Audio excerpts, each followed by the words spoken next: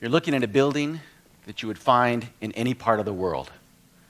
And for reasons I don't understand, we as a society have decided to build buildings out of stacks of cubes. Now the problem is that cubes have no structural integrity. And by that I mean that no matter how well I bolt this building to the ground, no matter how strong its columns and its beams are, this building is held up exclusively by its corners. It's only as strong as its weakest corners. Now, what an earthquake does principally is move the ground from side to side, and you can see how weak this building is. Many earthquakes also move the ground up and down, and again, this building is very weak. And all earthquakes produce torsion, twisting motion, and you can see this building is extremely weak. If any one of these corners breaks, this building is coming down.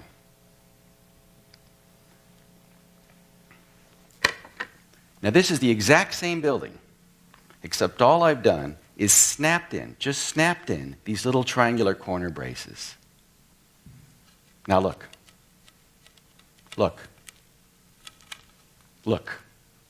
This building is strong. This building is going to survive any earthquake. This building costs only 15% more to build than this one. The cost of a bathroom in a building. But nobody is going to go from this building to this building unless they're convinced they're at risk. And that's where we failed society. We have not explained to people, in terms they understand, where the seismic risk is high, so people can see that there's a decision to make to preserve themselves and their families. And so 5 years ago, we founded the Global Earthquake Model, or GEM, to build the world's first ever seismic risk model and make it available to the public at large.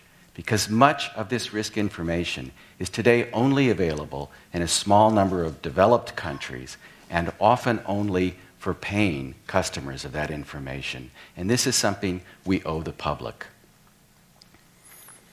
Now let me show you something else. What's very common in most parts of the world is to recover the investment of building the building. The builder will use that bottom floor for retail space. Think big picture windows. No reinforcement.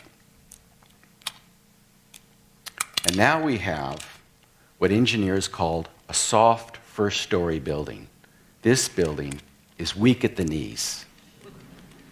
This is the worst possible building you can build.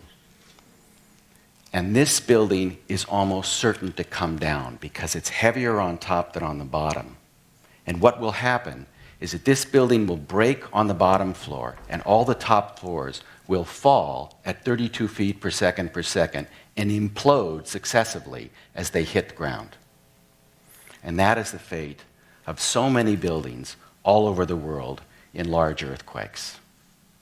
Now, these buildings are wooden, but for most buildings that we are in today, they're what we call reinforced concrete. So rather than external triangles, it's rebar, rods of ribbed steel that go through the concrete pillars and beams, flare out at the corners, and are wrapped with more rebar to make them strong.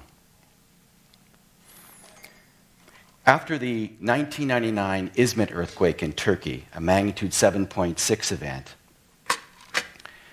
I was with a group interviewing survivors.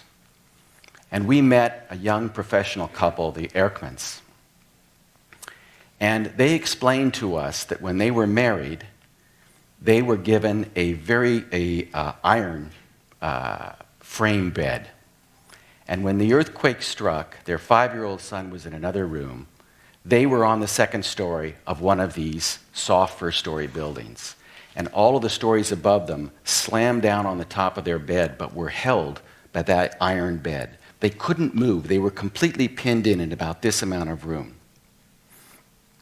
Mr. Erkman was eventually able to break open the floorboard, and he found a PVC tube, and he broke it off, and water came out. And they were able to have water for the 60 hours it took until they were rescued.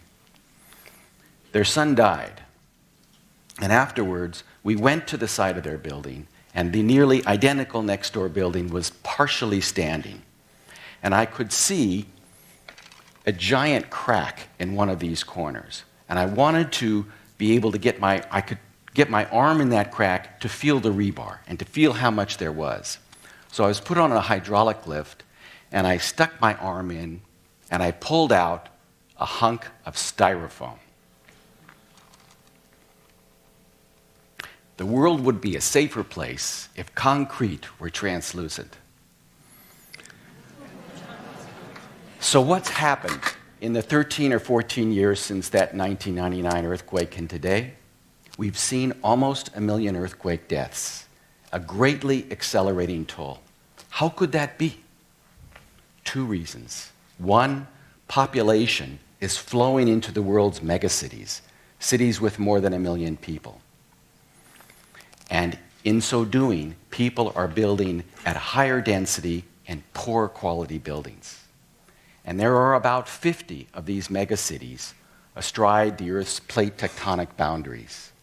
And these cities are caught between the demographic and seismic forces. They are the targets of chance. Let me show you what I mean in terms of construction quality.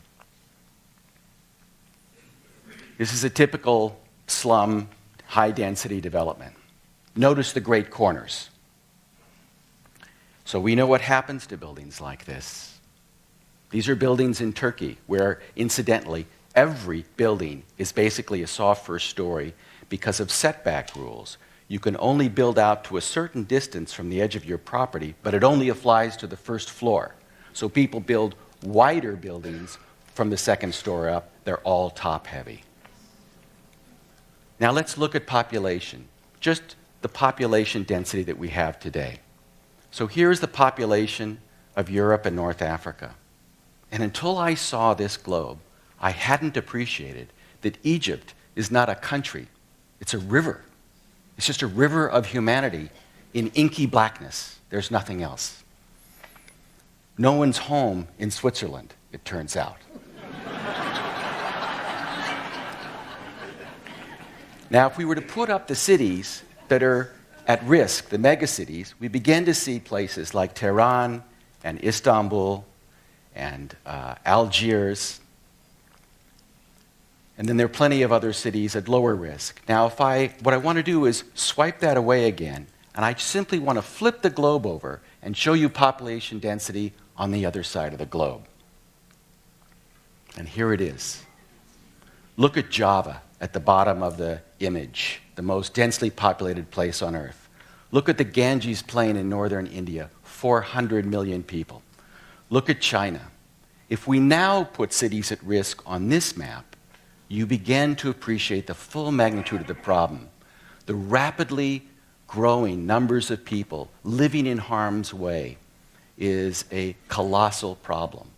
And it's very likely that one of the red dots on this map will be the site of the 1 million death earthquake in our lifetime.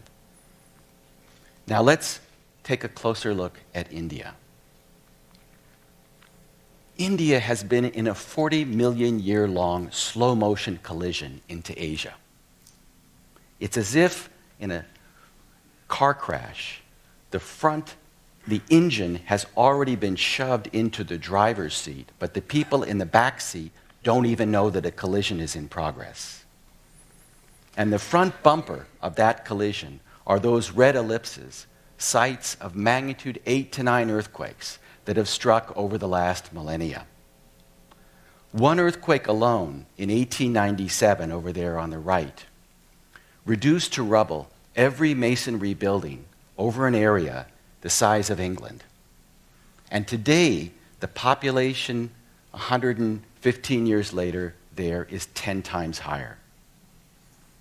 So all of these people in the Ganges Plain are at risk from an earthquake, but since we have not had great earthquakes there in several generations, there's no cultural memory of this. And so no efforts are being made to prepare for that. Now, the consequences of this collision are not limited to that front fender. They extend deeply into Asia. These blue vectors, the India indenter is what I was describing as the car being mashed into Asia. And you can see Asia flowing out away from that impact zone and flowing into Southeast Asia and China. So those blue arrows are the movements of land every year, about an inch a year you can see this scale on the lower left. And any place where you see two arrows changing length or direction, the Earth is being strained. And that strain has to be released eventually by earthquakes, such as in the middle of the image, the site of the 2008 Wenchuan earthquake in China, which killed 80,000 people. 20,000 of them were children in schools that were built like my unreinforced stack of cubes. So what we need to do to create a global model of earthquake hazards is to capture the straining that is released by earthquakes, to capture our last 100 years of instrumentally recorded earthquakes, those historical earthquakes that take us farther back, and to find the faults on which they occur. So these vectors are collected from around the world, 15,000 of them, that go into building this strain model of earthquakes. You can see the rectangle is where we were before, and you can also see now that we have these bright red bands of extremely high strain and yellow bands where also the strains are high. And most of these red bands, such as at Sumatra and Java and Taiwan and Japan, are what we call subduction zones. These are the places where the Earth's crust gets shoved underneath island arcs or continents and produces the greatest earthquakes that we know. So we've created a model of the world's subduction zones. There are 40,000 of them. And you can see that this was the site of last year's Tohoku earthquake in Japan, of the magnitude 9.2, 8.7, and 8.5 earthquakes in Sumatra, the 8.3 and 8.2 earthquakes in Tonga. So subduction zones are illuminated themselves by earthquakes. So here are the last 100 years of earthquakes, which we have relocated as part of the Global Earthquake Model Project. So you can see Sumatra and Java, the Philippines, bathed in earthquakes. You can also see the earthquakes extending northward from India and into Asia, associated with that blue arrows I showed you before. So relocating the world's earthquake was a huge task, but an important one, because from about 1900 to 1950, those original earthquakes were not located with computers. So doing this all over again with uniform tools gives us a much better sense of where these earthquakes took place. Let me give you an example in Taiwan. So an earthquake that was located well offshore the island of Taiwan that struck in 1909, when relocated using these computer techniques, turns out to lie beneath Taipei, Taiwan's capital city of 6 million people, topped by the 101-story Taipei 101 building, which the Taipei people call a stack of Chinese takeout cartons. Not only do we now see that the seismic risk is higher than we thought before these earthquakes were relocated, this city also, on the edge of this city, lies what we believe to be an active fault, a fault capable of producing a large earthquake. And truly, the most important target for any effort to make people aware of the earthquake hazards is to hunt down all of the active faults in urban areas.